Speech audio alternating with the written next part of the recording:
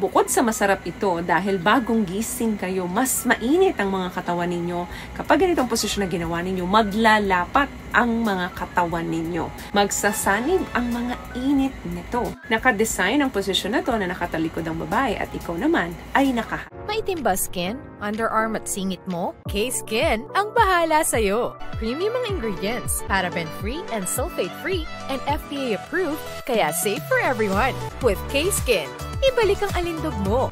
Huwag nang magpahuli. Hi guys! Welcome back to our channel. Kamusta po kayong lahat? Sana ay nasa mabuti po kayo at sa mga hindi po nakakakilala sa akin, my name is Cheryl Ting at kung bago lang po kayo sa channel na to, pwede po bang makahingi ng isang favor? To please consider to subscribe dito po sa ating channel and also huwag niyo na rin po sanang kalimutan i-like and follow ang ating Facebook page official and also ang ating TikTok account Cheryl Ting. Maraming salamat po. And for today's video is another concerned video po. Ang sabi niya is, Ma'am Ting, what is the best S position po kaya in the morning before pumasok sa work, pampagana? Any suggestion po? We are newly wedding couple. Nag-start pa lang po kaming mag-explore. Okay, congratulations sa inyo. Ito yung tipong pagkagising nyo ng maaga, very short lang yung time o very limit lang yung oras ninyo talaga.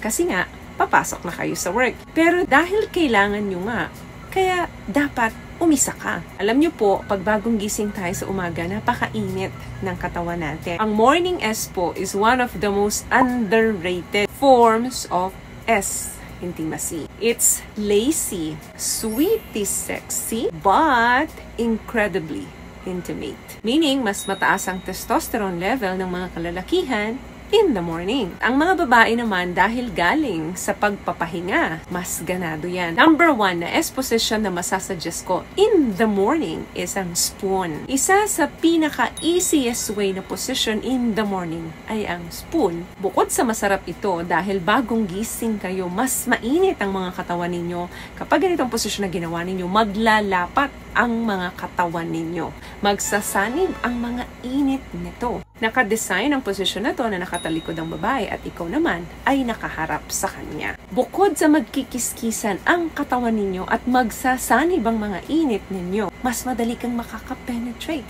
doon sa asawa mo. At dahil ang mga kamay mo ay libre, magagawa mong laruin ang kanyang dalawang bundok.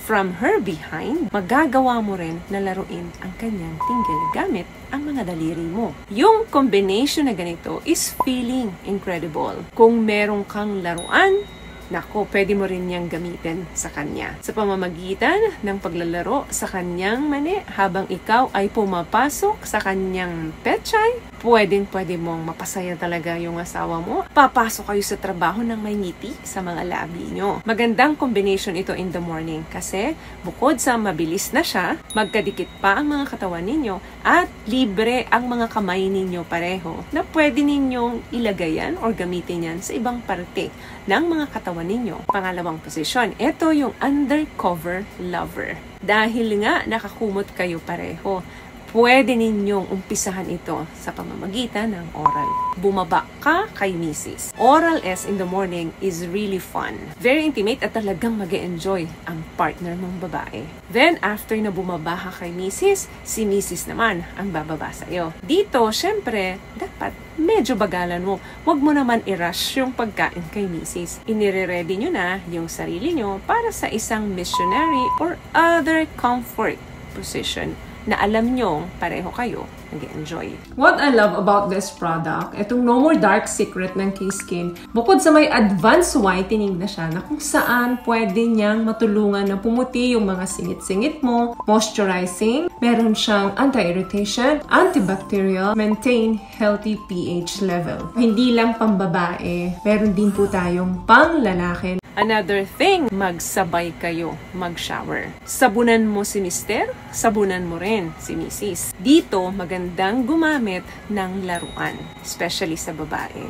That way, mas mabilis mag-big O ang babae. At pag alam mong andyan na, palabas na, pwede nang si Mister pumasok sa'yo. Habang tuloy-tuloy mong ginagawa ang paglalaro or paggamit ng laruan dyan sa down there mo. Gamitan mo lang ng laruan para sa tinggil. Huwag ka nang gumamit ng laruan para ipasok doon sa petchay kasi si Mr. na ang bahala doon. So, pareho na kayong nagkaroon ng successful na Big O. Pareho pa kayong natapos mag-shower. So, mas mabilis, mas intimate, mas malinis. Idagdag na rin natin yung wrap around position. Ito naman yung tipong magkaharap kayo, wala kayo parehong saplot. This is the sweetest way to start your day.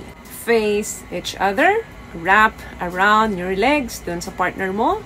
Bukod sa nakayakap ka sa partner mo, lagay mo pa yung dalawang kita mo dyan sa asawa mo. Hayaan mong laruin ni Mister yung dalawang bundok mo habang nakatitig siya sa'yo. At ikaw naman, ganun din dapat ang kamay mo. May ginagawa rin. Pwede kang gumamit ng lube para laruin ang sandata ni Mister.